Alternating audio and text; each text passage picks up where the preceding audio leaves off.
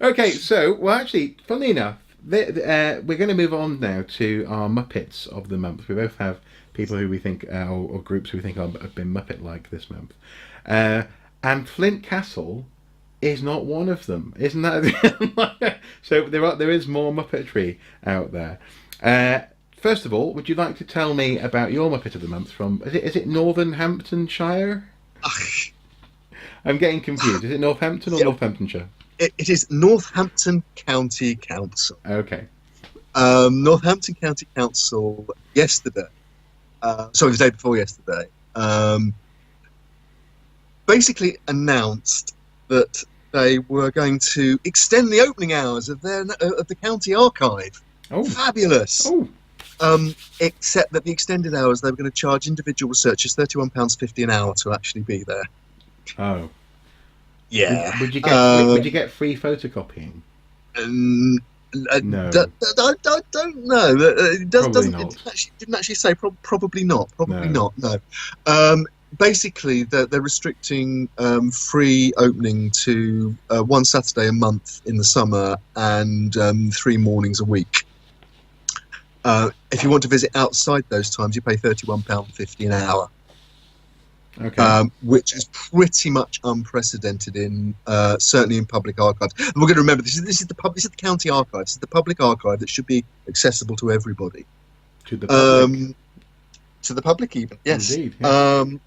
And they not only did this has caused absolute outrage amongst historians. It's going increasingly national. In fact, we've had comments from people who've working with the National Trust, people working with one of the editors of Victoria County Histories, basically saying that project wouldn't be possible if they had to pay £31.50 an hour to access local archives. Okay. There are two ways I can see this going. Way number one is that they realise that this is a publicly accessible archive, which, yes, does need to be funded, so they encourage people maybe to make a donation, but effectively it becomes free or they reduce the rate. Or number two, they are so daft that they double down on this and try to claim that somehow they have found an ingenious way to fund the archive and that other people should be doing the same. And what do you think's happened? You see, obviously I'm playing with the audience here because I know what happened. Yeah, as of this morning, they issued another statement basically doubling down on the whole thing and saying it was a bold move to ensure the future of the archive, and they weren't going to back down. Wow. And it was all of somebody on the Facebook. I urge people to look up the Facebook threads on this before they get deleted. As I said, I would imagine there will be a moderator at Northampton County Council who will be probably attacking the Facebook page fairly soon in some of the things that are going up. At this rate, there's going to be someone in that council or in that region, because obviously the county and the boroughs are separate things.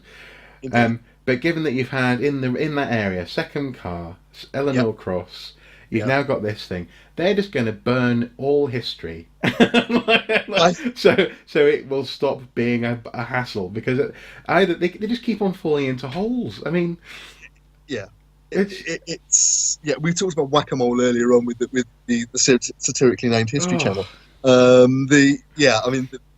There is something in the water in Northamptonshire. There must be. I'm imagining they need someone like a Malcolm Tucker type from The Thick of It, or someone with a cricket bat or something, just to go around just going, "Stop messing up." Absolutely, it is. I mean, in all seriousness, if other archives go down the same route, this is pretty much unprecedented. And that's why it's creating such a furore.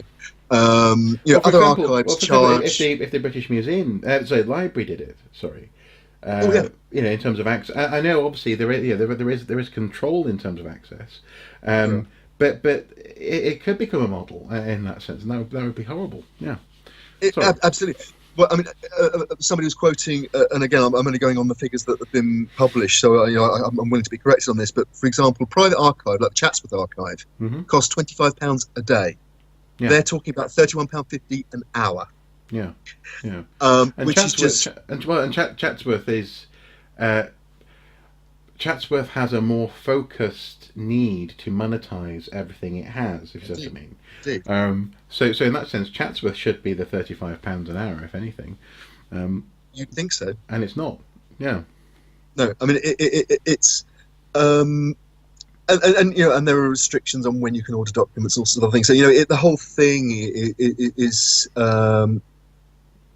well, the conspiracy theory is that they want to drive people away so they can justify closing the public access to the archive, and they can they can make a digital offer, and then if anyone, you know, I mean, the problem with this as well is, I think if you look at it the way these things are used in archaeological terms, a lot of there are a lot of different users of local archives, but two biggest are probably genealogists, people doing family history, sometimes commercially. Acting as researchers for families, or just individual families. Who, you know, somebody who retires and their family project is to put together the family history.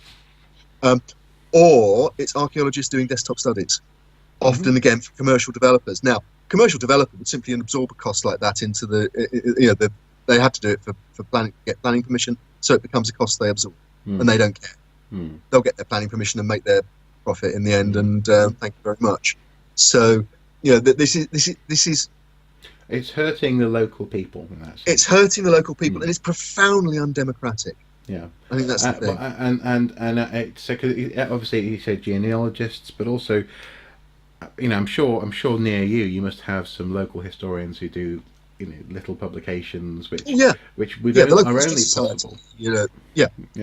I mean, and again, so, you know, Northampton is quite rich in that resource, and you know, they've tried to engage with the council at county and a local level, and it's been responses have been very patchy, and it's one step forward and then a massive, you know, stampede backwards in this case. Which, you know, clearly, well, if it's been thought through, it's been thought through very cynically, I think people thinking. Anyway, who's your Muppet? Yeah, who's my Muppet? That's a good question. I always forgot I had a Muppet. I was so astonished by the Muppetry on display there. My Muppet of the month. Well, actually, they're nondescript Muppets. There are various Muppets, and it seems that they're acting individually, but they're having a group effect on the Preseli Hills in Wales. One of the potential areas where the blue stones of Stonehenge were sourced, and the Preseli Hills effectively are a monument. Yeah, there was some evidence, fairly good evidence, it seems, that they were quarried in prehistory. They're set in a landscape which is quite impressive in its own right, and people, you know, want to visit them. But they have an extra impetus to visit, in so much as if they have New Age beliefs in particular, or if they just want to have a little bit of Stonehenge. This is the next best bit, or the next best thing to do is to go and chip away at the Preseli Hills, and you know, it's in that sense it's a short, sweet little scenario that I present, because that's all we know, because we can't track these people down. All we can see is the sum total of their effect, and this little pocket, this little shard that you take away with your little handful. It adds up, it seems, to fairly grim damage which is being done, and eventually the site won't be what it was. It simply won't exist anymore. And the reason why I went so far, I mean, in some ways, the Flint Castle decision is far more explicitly Muppety, much more Muppetry that going on there. But in this case, I think it's this is a case of Muppetry en masse, as it were. I don't think anyone individually wants to hurt the site. If they want a bit of the stone, it's because they in some way respect what that stone might mean, and possibly its connections to Stonehenge. But it's a little bit like the people, you know, if everyone drops a piece of litter, or if everyone, you know, just one person at a time walks on, for example, Hadrian's Wall, the mass effect is what ends up causing the damage. And in this case, well, I mean, they had to do some works to shore up and reconstitute the it's earlier this year.